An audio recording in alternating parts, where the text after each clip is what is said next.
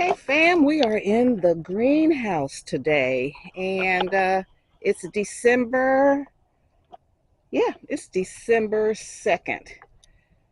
And so I just want to show you what the brassicas are looking like. Of course, they like it cool. It's in the greenhouse. It's cool in here. They're growing slow, but they are growing. And then anything, if you see something, if you wouldn't eat it, just pick it off. I'm picking that off. Butter crunch lettuce is looking good. Oh, they're thriving in this cool weather. Yeah, and that was a seed. I started that from seeds. So yeah, they're getting some, they're growing. They're growing up. And now I'm ready for these leaves to get thick. Now this one was really little. So yeah, so see all of that. They're doing fine. So I was hoping to have a good crop for Thanksgiving, but I had to buy some. So this is what I do. I come out and I prune, and some leaves are going to make it, some aren't. This one here, something has always attacked this one. I'm gonna leave it there, let them keep eating on that. Bromeliads hanging in here. These are tropical plants. Look at these, they're hanging. Now I was able to get some sage. This is sage. I was able to get some sage, put it in my dressing and in my stock here.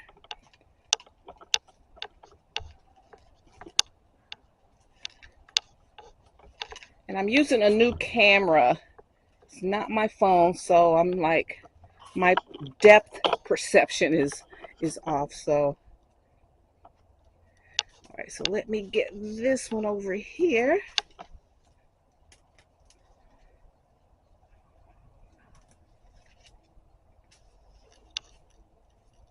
You can eat these now, most definitely. And like you said, with the changes in that in prices, and it's gonna, from what we understand, only these corporations and stuff, I know they have a lot. I'm a business owner. There's a lot of responsibility. There's a lot of cost associated with running multi-billion-dollar corporations. But when you see the charts, when you see the difference between what 1% makes and how nothing gets trickled down, and how they get mad, honey, they get an attitude. You have the nerve to ask for $15 an hour? You making billions, and these folks and they're making you billions. You can't give somebody the minimum of 15, and sit up here and like, oh, we got a big shipment in today. Can you work overtime? And don't want to pay you, and then like get an attitude when you want more work. You got to give up more pay, honey. And that's one thing I was glad for. I worked in the 80s, 90s, and the 2000s. When I worked at AT&T, they needed us to work late. If it was over 40 hours, because my standard work week was 40 hours. If I needed to work after 40 hours, I got time and a half. You call me in on a Sunday. Oh, Sunday is double time. So most of the furniture in my house I made, and then you got to play them too. They got like, if they know that you like are desperate for overtime, like especially in corporate times, and I didn't really have to do any heavy like lifting work. Just a lot more paperwork. We were getting the country ready for these phones when I was working. And so it was like, deadlines, getting equipment all around the country so that they can build the network up so that we can use the phones like we're using today. And you had to pay me double time. I was making so much money. And then at a certain, this is what the union is good for. These were union negotiated things. It's like these corporations will have you and we benefited from it because they were like having the technicians. They would have those technicians running wires and digging to lay wires and stuff, going up on these telephone poles, trying to make them work all day and night.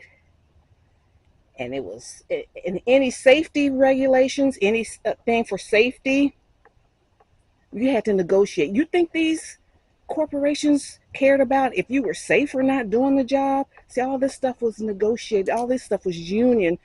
People had to fight for these things.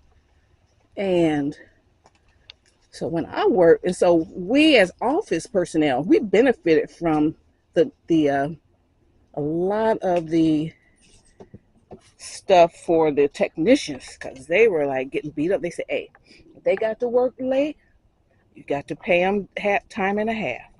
You got to pay, if coming in on a Sunday away from you're not worshiping, away from your family, double time. You got to pay them double time. And then at a certain time, you have to if you're not going to feed them, if you're not going to feed them while they're working overtime, then you're going to have to put a meal allowance on their checks. So I was getting meal allowances. I was making double time, and people were like, even though I was married, I didn't have kids, and then people were like, oh, well, I got kids, make the people that don't have kids work. I started raking up all that overtime, and then people didn't realize, and then people were like saying, well, I can't work Sundays because, I go to church.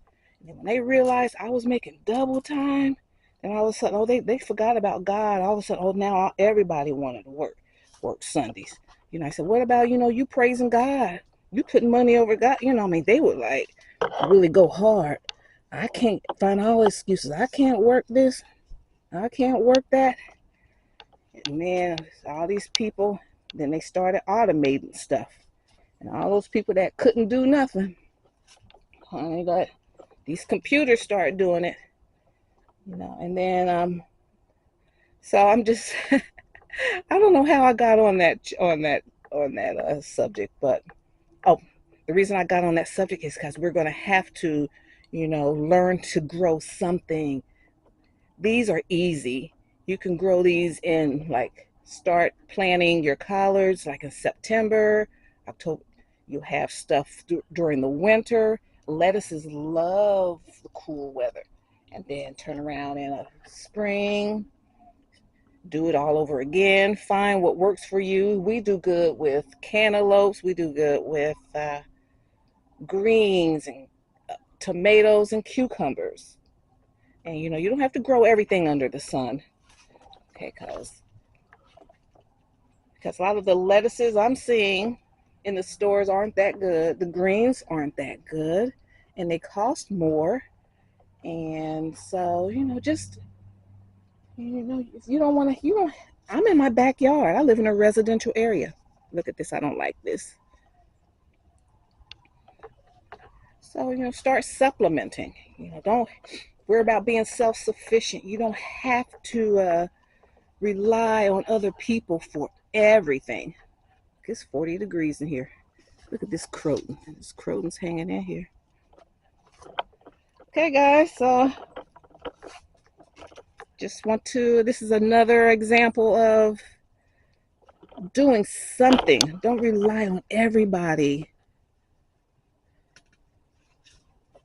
This country wants to control what we eat, and they're not making it safe.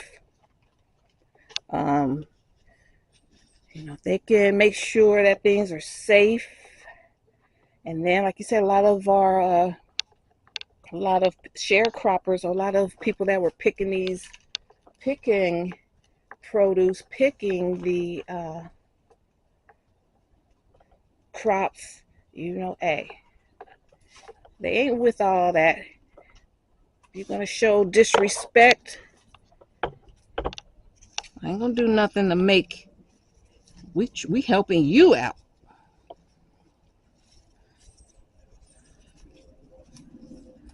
So, you know, it's going to be a slowdown on that. There's a subdivision. People are building a community behind my house. And since the election, the number of crew members have decreased. You know, so whoever is the owner of that company that's hiring, you know, people to do the work, you know, they're doing the work. I mean, they slow down. Ain't nobody jumping through no hoops. You can't show any respect.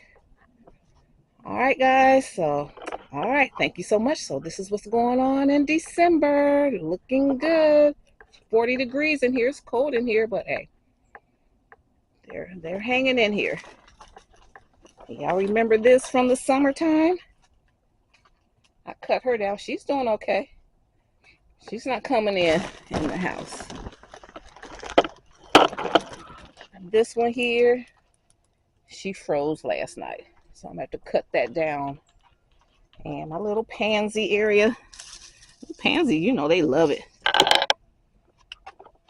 They love it out here. We blew some leaves, and I got leaves in here. They're blooming. So I cleared all this out right here. All right, gotta close up the greenhouse.